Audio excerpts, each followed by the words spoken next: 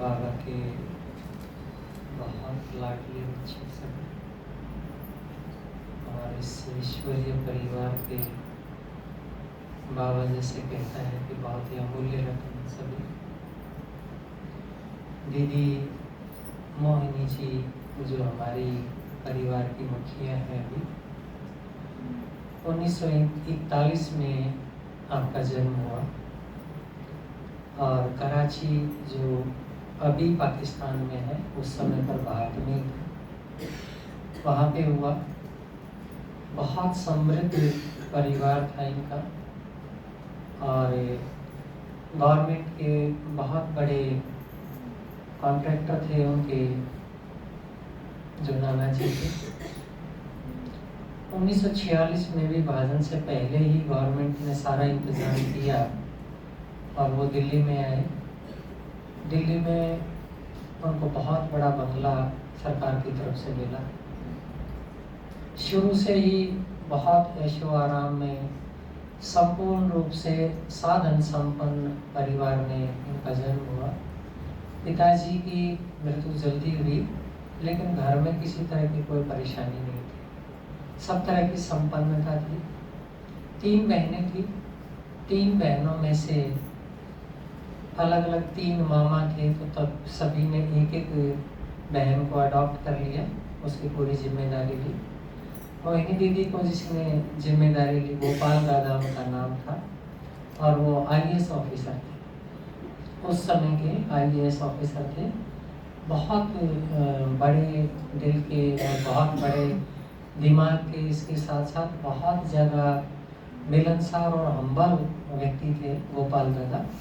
उनकी जो पत्नी थी वो भी ज्ञान में चलती थी बाद में, और उन्होंने यज्ञ के लिए गुप्त रूप में और प्रत्यक्ष रूप में बहुत सारी सेवाएं की। दीदी को ज्ञान 1952 के आसपास मिला, जब यज्ञ हमारा माउंट आबू में आया। तो बहनों को, जिनको दादियाँ कहते थे बाद में, उनको सभी जानते हैं कि ब्रह्मा बाबा ने सेवा करने के लिए भेजा। और वो सेवा करने के लिए भी क्यों भेजा, कोई भी सेवा करने के लिए जाना नहीं चाहता था। सभी ने जीवन कहानी तो पढ़ी होगी मुझे लगता है। तो बाबा ने निरंतर समझा के कि सबका कल्याण करना है, तो कितनी सारी आत्माएं इंतजार कर रही हैं। तो इसका पता तब लगा जब वो सेवा करने के लिए बाहर निकले। तो धीरे धीरे परिचय हुआ 1952 में, 11 साल की उम्र में। लेकिन 1957 से दीदी ने विधिवत रूप से मुरली सुनना और ज्ञान को अपनाना शुरू किया। 1957 में सेंटर पे रेगुलर जाके 5 बजे सेंटर पे मुरली क्लास होती थी, और दीदी ने बताया कि 5 से 6 क्लास होती थी, और घर से सेंटर तक एक ही सेंटर था दिल्ली में, वो तो आसपास, तो उसमें 20 मिनट लगते थे। तो दीदी पैदल जाती थी, चाहे कोई भी मौसम हो, किसी भी तरह की दिक्कत नहीं आई। 20 मिनट यानी कि वो 4:30 और 4:40 के आसपास घर से निकलती थी। दीदी ने बताया कि उस समय पर दूध वाले या अखबार वाले ही लोग होते थे और कोई होता नहीं था, लेकिन कभी किसी तरह का डर नहीं लगा, कभी किसी तरह की कोई परेशानी नहीं आई। तो 20 मिनट पैदल चल के रोज जाना सुबह सुबह अकेली कन्या का बहुत बड़ी हिम्मत की बात थी। इसके बाद तो बाबा से मिलना हुआ, मम्मी के साथ मिलने के लिए वो गए मधुबन में। और उसके बाद तो फिर धीरे धीरे दूसरी बार बाबा ने कहा कि बाबा के पास कैसे आना है, खाली हाथ नहीं आना है। बाबा खाली हाथ नहीं आना है का मतलब क्या होता है बसंती बहन जी? किसी को सेवा करके लेके आ गए। सिर्फ अकेले ऐसे ही मिलने के लिए आ गए, उससे बाबा कभी खुश नहीं हो सकते। इसका मतलब जो बाबा ने कहा, जैसे अभी अभी दादाजी ने कहा कि नहीं तो मुरली में सुन लिया, सेवा करो, करी तो कुछ नहीं, तो इसलिए बाबा खुश नहीं होते थे। जो किसी को लेके जाता था तो बहुत खुश होते थे। इसका मतलब बच्चा कैसा है, सबूत देने वाला सपूत बच्चा है। फिर धीरे धीरे विदेश की सेवा के लिए दीदी का बहुत बड़ा योगदान है, बहुत ज़्यादा। दीदी ने बताया किस तरह से 74 में विदेश में जाना हुआ बाबा के अलग होने के बाद। एक बार तो बाबा थे जब जापान में गए थे, जब दादी प्रकाशमणि, दादी रतन मोहिनी और आनंद किशोर दादा, ये सब लोग जापान के डेलीगेशन में गए थे। जापान में एक धर्म सम्मेलन था जहाँ संस्था के लिए निमंत्रण आया था, वहाँ पे वो संस्था को रिप्रेजेंट करने के लिए गए। उसके बाद सही रूप में सेवा के लिए 1974 में दीदी ही गए थे। दीदी जाने के बाद लंदन में गए, पहले लंदन में जाके वीज़ा थोड़े टाइम के लिए मिलता था। दीदी की कहानी जब सुनते हैं, जब देखी तो पता लगता है कि विदेश सेवा में भी कितनी सारी मुश्किलें आई, क्योंकि कोई जानता नहीं। यहाँ तो चलो जिस तरह से हम सेवा करते हैं, भाई कोई किसी की रिश्तेदारी में है, कोई किसी के भाईचारे में है, वहाँ ऐसा कुछ नहीं था। लेकिन जो दीदी के मामा थे उन्होंने बहुत काम किया। वो पहले ही एमएससी में बता देते थे, वो जहाँ भी जाते थे, कि ऐसे ऐसे मेरी जो बेटी है वो आ रही है और वो किसी को बाहर का कुछ खाती नहीं है। इस तरह से बहुत सारी दिक्कतें आती थी, ना खाने का कोई इंतजाम होता था, फ्रूट वगैरह जो खाते थे वही खाते थे। और धीरे धीरे कैसे छोटी सी जगह लेकर फिर वहाँ पे सेंटर की शुरुआत हुई। जयंती दीदी के साथ दादी जानकी जी आए। जयंती दीदी ने कहा कि नहीं, कोई बड़ा जाएगा तो मैं उनके साथ जाऊंगी, अकेली मैं तो नहीं जा पाऊंगी। तो दीदी भी सब छोटे थे बिल्कुल, तो जाके उन्होंने शुरू किया। डॉक्टर निर्मला, जयंती दीदी और मोहिनी दीदी और दादी जानकी जी, तो सब दीदी ने बताया कि अलग अलग सेवाएं करते थे। एक ही रूम का सेंटर था, उसी में सब जाते थे, उसी में खाते थे, उसी में सोते थे। दादी जानकी के लिए सोने के लिए एक लकड़ी का फट्टा था, वो उसके ऊपर सोते थे। बाकी सब ये इतने बड़े महारथी सब जमीन पे सोते थे, कई साल ऐसे ही सोते थे। एक एक कमरे में डॉक्टर निर्मला, जयंती दीदी, मोहिनी दीदी सब जमीन पे सोते थे। और दादी जानकी एक किसी से मांगा हुआ था वो फट्टा, जैसे ये दरवाजा टूटा हुआ था, किसी ने बाहर रखा हुआ था, तो ऐसे ही दादी ने कहा कि ये हम ले सकते हैं क्या? तो उन्होंने कहा कि ठीक है आप ले लीजिए। तो उसी को बिछा के, क्योंकि दादी को थोड़ी सी पीठ में प्रॉब्लम थी, तो ज़मीन पे सोना चाहती थी लेकिन वो सो नहीं पाती थी, तो इन्होंने उनके लिए तैयार किया, थोड़ा सा उसके ऊपर लगा के चौकी जैसा बनाया उसको, और उसके ऊपर दादी रात को सो जाती थी और सुबह उसी में बैठ के क्लास कराती थी। तो सारे काम किए। दीदी ने बताया कि किस तरह से झाड़ू पोछा से लेके खाना पीना, समझाना, कोर्स कराना, जगह जगह जाना, सब काम किए, सब बहुत मेहनत की। बसों में ही जाते थे। ऊपर से बाबा की डायरेक्शन थी कि सेवा तो करनी ही है। अब सेवा, वहाँ तो कोई सेवा आनी नहीं थी, तो इसलिए दीदी ने बताया कि इस तरह से सुबह दादी मोटिवेट करती रहती थी। जानकी दादी जी खुद भी जाते थे सेवा करने के लिए, और सेवा करने के लिए ये नहीं कि कोई बुलाता था तो ठीक है, ऐसे नहीं जाते थे, लेकिन सुबह चले ही जाते थे। कोई मंदिर मिलेगा, कुछ कहीं भी मिलेगा, जहाँ भी मिलेगा वहीं लोगों से मिलके सेवा करनी। ऐसे नहीं कि अपने आप बैठे बैठे आए, जो अभी बाबा रोज कहता है ना कि 8 घंटे जो सेवा की बात है, तो ऐसे ही सोच के कि मिलेंगे नहीं जब तक, फिर दीदी ने बताया कि जब तक मिलेंगे नहीं तो पता कैसे चलेगा। तो दूसरा नहीं आता है तो आप मिलो। दीदी यही कह रहे थे कि दूसरा नहीं आता है तो वो तो कम आएंगे, वो कम आएंगे तो ज्यादा से मिलने के लिए, संदेश देने के लिए आएगा ना। तो बार बार इस चीज को अंडरलाइन किया कि हम किस लिए संस्था में आए, किस लिए ब्रह्मा कुमारी बने। बार बार ये क्वेश्चन अपने आप से किया, तो अपने आप ये होता था कि सेवा करने के लिए। तो सेवा करने के लिए तो फिर खाने पीने और सोने के लिए थोड़ी ना। तो इसलिए सेवा करने का तरीका, जैसे अभी बताया ना, आसपास आपकी कोई नहीं सुनता तो कहाँ निकलेंगे? बगल की गली में सुनाएंगे, गांव में सुनाएंगे, गांव में नहीं तो पड़ोस के गांव में सुनाएंगे। ये बात भी किसने कही थी? अव्यक्त बाप दादा ने 77 की मुरली में कही थी। बाबा ने कहा था कि अगर आपकी कोई उस देश में भी नहीं सुनता है तो दूसरे देश में देखो। बच्चे तो बाबा के सब जगह हैं, देखोगे, पुरुषार्थ करोगे तभी तो जमा होगा। बाबा को तो सबका ही पता है कि कौन से देश में कौन बच्चा है, लेकिन ऐसे ही बता दे कि उसी के पास जाओ और वो सुन लेगा, तो फिर हमारा पुरुषार्थ क्या हुआ? सबको सुना सुना के अलग अलग तरह के अनुभव करने हैं। क्यों अनुभव करने हैं? क्योंकि अनुभव से ही आत्मा अनुभवी मूर्त बनेगी और अलग अलग प्रकार की शक्तियों की जरूरत पड़ेगी। इसी तरह से बहुत सारी समस्याएं हैं। दीदी ने बताया कि एक बार जैसे एक बहन के ऊपर समस्या आई, दिल्ली में थे, तो पवित्रता की धारणा के बारे में समस्या आई। उसके पति ने केस कर दिया कोर्ट में। अब उनके पास कोई वकील करने के भी पैसे नहीं थे, माता के पास कहाँ से पैसे होंगे। तो दीदी ने कहा कि ठीक है कोई बात नहीं, तारीख आने दो, हम देखते हैं। दीदी ने कहा कि वो बाई चांस मेरे पास, मैं तो साड़ी पहनती थी, सफेद साड़ी पहनती थी, मेरे पास एक ही कोट होता था और वो कोट बाई चांस काला कोट था।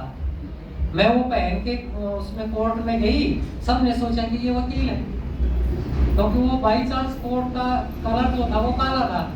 इसलिए सब जज ने भी सुनी बात, तो मैंने अपनी बात बताई उनको, तो उनको बिल्कुल समझ में आ गया कि हाँ बिल्कुल ये साधु सन्यासी सब भाग जाते हैं, इतने इतने लाखों साधु सन्यासी हैं, घर बार छोड़ के वो पवित्रता की धारणा के लिए चले जाते हैं, तो क्या माताएं बहनों को कभी अधिकार नहीं मिलेगा? इतनी जेंडर बायसनेस कैसे हो सकती है? तो बहुत सारी चीजें बताई, ज्ञान के हिसाब से बताई। उनको लास्ट तक ये पता नहीं चला कि ये बहन है या वकील है। तो फिर जज ने उसके बहन के फेवर में डिसीजन दिया। तो इसी तरह से दीदी ने बताया कि आप कुछ भी करो, बाबा को याद करके बता के करो, सेवा की दृष्टि से करो, अपने आप चीजें ठीक हो जाएंगी। और जितनी जितनी याद, तपस्या, सेवा करेंगे, उतनी उतनी आपकी रूहानी पर्सनैलिटी बनती चली जाएगी। वो अलग अलग उदाहरण बताए थे। युगांडा के जैसे निमंत्रण आया, दीदी ने बताया अफ्रीका का। युगांडा में सबको मालूम होगा, अंकल और आंटी का जिक्र बाबा भी करते हैं, अव्यक्त बाप दादा। तो आंटी थी, स्टीव अंकल थे जो मंत्री थे युगांडा की सरकार में। तो उनकी वाइफ जो थी वो बाबा के ज्ञान में बहुत रुचि रखती थी। भाई का, अंकल का इतना कोई रुचि नहीं थी। तो लेकिन उन्होंने बुलाया तो गए, युगांडा में गए। अंकल ने रिसीव किया, बहुत वेलकम किया, मिनिस्ट्री की तरफ से बहुत सारे लोग भी आए। लेकिन अंकल का इंटरेस्ट नहीं था, वो बहुत विनम्र थे, बहुत इज्जत करते थे, लेकिन उन्होंने सुना नहीं था ज्ञान और ना समझा था, उनको बाबा के ऊपर कोई निश्चय नहीं था। आंटी पूरा ध्यान रखती थी, लेकिन उन्होंने बाबा के लिए देखो एक बहुत उनका आलीशान महल जैसा घर था, स्टीव अंकल का आलीशान महल जैसा घर था युगांडा में, और उन्होंने वैसा ही घर बाबा के लिए लेके दिया। हालांकि उनका निश्चय नहीं था, लेकिन आंटी का था, उनको ये था कि इनका है तो ठीक है, अच्छी बात है। बहुत अच्छा मकान लेके दिया। आंटी सारा दिन उसका पूरा ध्यान रखती थी, बहनों का ध्यान रखती थी। दीदी के साथ एक और बहन थी जो उनकी लौकिक में बहन थी, 3 बहनें थी। एक बहन की शादी हो गई थी, 2 बहनें बाबा के ज्ञान में समर्पित थी, तीसरी जिसकी शादी हो गई थी वो भी यज्ञ में पूरी तरह से सेवादार। तो इस तरह से कैसे धीरे धीरे पूरे परिवार को उन्होंने यज्ञ से जोड़ा, सभी बहुत अच्छे सेवादारी हुए। उसके बाद उन्होंने बताया कि अंकल इतने सेवादारी कैसे बने। उन्होंने क्या किया कि कहीं जा रहे थे, टूर पे बहुत जाते रहते थे क्योंकि मंत्री थे ना, तो जाते रहते थे बहुत टूर पे। तो पहली बार जब दीदी के आने के बाद जब वो टूर पे गए तो उन्होंने कहा कि मुझे वो बुक्स दो थोड़ी सी ना, मैं जाऊंगा, मेरे पास टाइम मिलेगा तो मैं उनको पढ़ूंगा। तो अंकल जब उस टूर से वापस आए, सारी बुक्स पढ़ के आए और बाबा के पक्के अनुभवी मूर्त बच्चे बन के आए। उस दिन के बाद जैसे ही वापस आए उस टूर से, अमृत वेले से लेके मुरली सुनने से लेके कोई भी सेवा हो, वो सारी सेवाओं में हमेशा आगे रहते। फिर वो इतने निश्चय बुद्धि हो गए, दीदी ने बताया कि फिर मैं उनको बाबा से अव्यक्त बाप दादा से मिलाने के लिए यहाँ लेके आई। तो बहनों ने पूछा, न्यूयॉर्क की बहनों ने पूछा कि दीदी जब वो पहली बार आप बाबा के पास गए और वो पहली बार जब आए तो इंडिया में कैसा लगा उनको? तो दीदी ने बताया कि नहीं, वो तो पूरा गवर्नमेंट ने उनको रिसीव किया ना, एमएससी की तरफ से इंडियन गवर्नमेंट ने उनको रिसीव किया, वो सारा प्रोटोकॉल करके, और वो तब फिर बाबा के पास गए। लेकिन मधुबन में वो बाबा के बच्चे की तरह ही रहे। उसके बाद तो उन्होंने जाके कहा कि जितने जितने भी देश हैं आसपास, उन सब देशों में, चाहे वो सूरीनाम है, चाहे वो दूसरे ट्रिनिडाड टोबैगो है और दूसरे जो भी देश हैं, उन सभी देशों में अंकल ने कहा कि हम स्पॉन्सर करेंगे, आप सब जगह सेवा करो। तो जहां भी जाते थे, मकान लेना है। फिर एक बार अंकल को पता लगा कि सेंटर पे शायद ट्रिनिडाड में सेंटर था, खोला था छोटा, तो उनको पता लगा कि किसी भाई ने एक वो दिया है, फैन दिया है, किसी भाई ने एक बेड दिया है। अंकल का फोन आया, उन्होंने कहा कि किसी से भी कोई भगवान बाप के घर में कोई सेकंड हैंड यूज्ड चीज नहीं लेनी किसी से। आप बताइए, बाबा के घर में सारी चीजें नई होनी चाहिए। इतना निश्चय बुद्धि बच्चा था जिसको बाबा कितनी बार याद करते थे, अव्यक्त बाप दादा कि अंकल और आंटी को विशेष याद देना। तो किसको याद करेगा भगवान? जो निश्चय बुद्धि होने के बाद सेवा करेंगे। भगवान क्या करने आया है? सेवा करने के लिए आया है। और हम उसके काम में सहयोगी बनेंगे तो क्या करेंगे? याद करेगा भगवान। उसके सिमरन वाली माला में कौन होगा फिर? वो बच्चे होंगे जो उसकी बात मानेंगे। अब देखो, छोटी थोड़ी देर पहले बात कही थी कि 8 घंटा सेवा करो, याद करो, आपकी कोई नहीं सुनता, हो ही नहीं सकता। मैं इस बात को मान ही नहीं सकता कि कोई आपकी बात नहीं माने। अगर आपकी तपस्या 8 घंटा नहीं, आप 4 घंटा योग करो, अपने आप वो भेजेगा सुनने वालों को। ये मेरा अनुभव, सुनने वालों को भेजेगा। लेकिन आप उसमें अपनी कथा करते रहेंगे लौकिक की, और इधर उधर करके पूरा कर देंगे तो फिर कोई नहीं सुनेगा। आपने ये सोचना है कि ये बाबा ने भेजा है, मैंने इसको परिचय देना है। हो सकता है 10 में से 1 निकले, लेकिन निकलेगा जरूर, ऐसा हो ही नहीं सकता। और वो 10 भी परिचय लेके जाएंगे तो आपकी सेवा करेंगे और क्या करेंगे? जो आपके परिवार में आने लायक पुरुषार्थ नहीं करेगा तो क्या करेगा? आपकी सेवा करेगा। अच्छी बात है कि नहीं? भगवान ने क्या बताया? वो जो पुरुषार्थ करके अच्छे पदाधिकारी नहीं बनेंगे, जो परिवार में आने लायक नहीं बनेंगे, तो क्या बनेंगे? सस्ते मजदूर बनेंगे। बाबा ने बताया था ना निर्मल शांता दादी को, क्या बताया था? ये बात मुझे बहुत अच्छी लगती है। निर्मल शांता दादी ट्रक को ठीक कर रही थी दिन में दोपहर में, अपनी एक और दूसरी बहन के साथ। ट्रक में कुछ हो गया था तो नीचे घुस के दादी सब कर लेती थी। जो वारिस बच्चे होंगे बाबा के, वो ऑलराउंडर बच्चे होंगे। वो ये नहीं कि मैंने तो जी झाड़ू निकाल दी, मैं पहुंचा, मेरे बस का नहीं, सब करेंगे। तो दादी ने बताया कि बाबा ये क्या, देखो ये तो सब खाना खा के आराम से सो रहे हैं और हम पूरी दोपहर में जो है ट्रक को ठीक कर रहे हैं।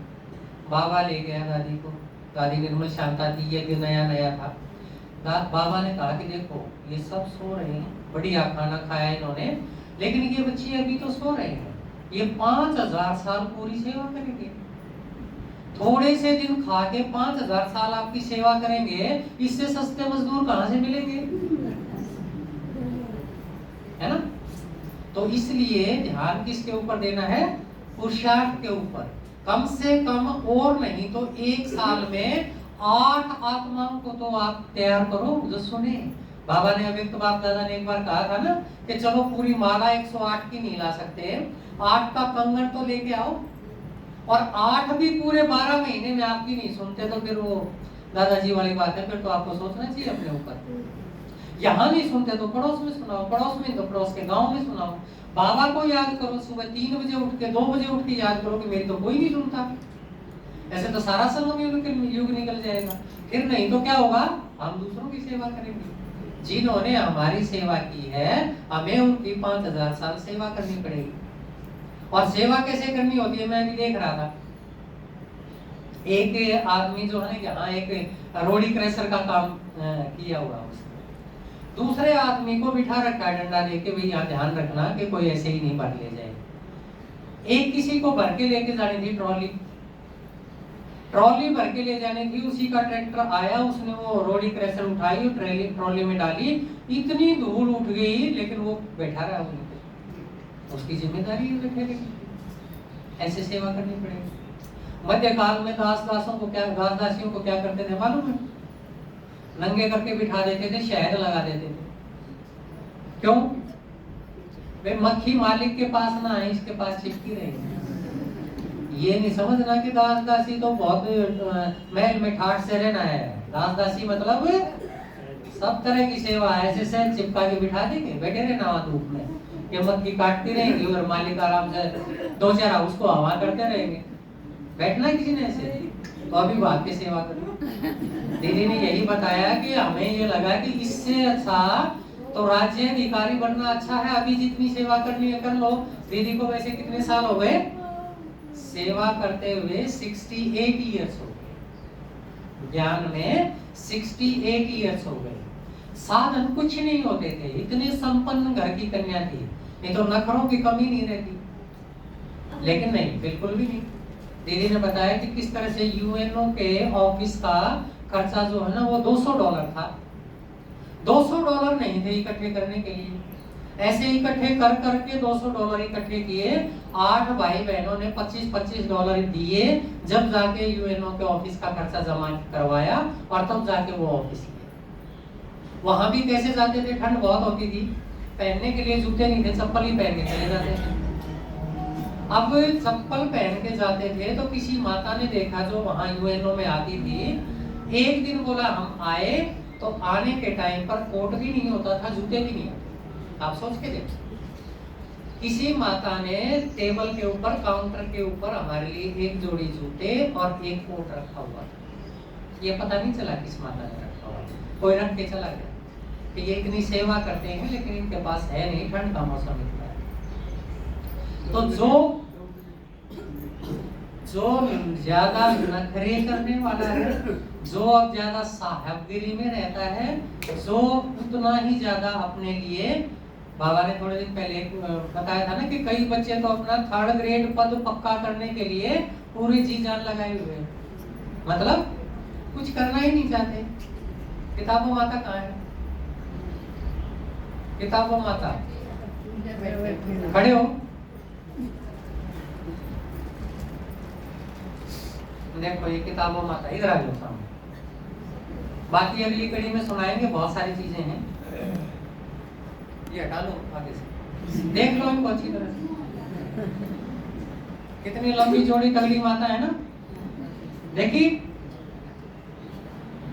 8 बजे माता जी का टाइम है सेवा करने का। एक दिन मैंने कर दी तो माता जी नाराज हो गई। 11 बजे पोते की 12 चटनी थी, माता जी 9:30 बजे तक सेवा करने के लिए आई कि नहीं मेरी सेवा रह जाएगी, और फिर 9:30 बजे कहा कि भाई मैं अब जा रही हूँ, मेरे पोते की बारात का टाइम है 11 बजे, मैं ये कह के आई थी कि नहीं तो मेरी सेवा रह जाएगी। ऐसी लगन होगी सेवा।